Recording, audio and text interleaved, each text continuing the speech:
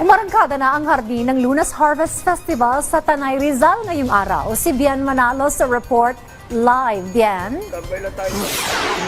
Dayan, samut-saring mga gulay at prutas, ilan lang yan sa matatagpuan sa hardin ng Lunas Harvest Festival ngayong araw dito sa 2nd Infantry Division ng Camp Mateo Capinpin sa Tanay Rizal.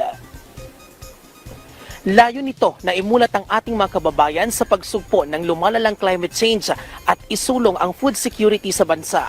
Bagay na nakaangkla sa kanilang Water is Life Agri-Reforestation Project.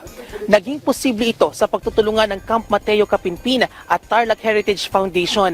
Bahagi ng programa ang pagbibigay ng pagsasanay sa mga magsasaka kaugnay sa organic vegetable farming methods, paggamit ng makabagong teknolohiya, pamamahagi ng organic vegetable seedlings at tulungan silang ibenta ang kanilang mga pananim.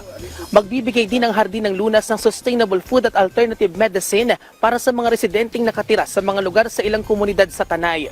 Bukod sa pagtatayo ng sarili nilang bakuran, tuturuan din ng mga kalahok na gamitin ang kanilang magiging ani bilang panggamot, pagkain at mapagkakakitaan.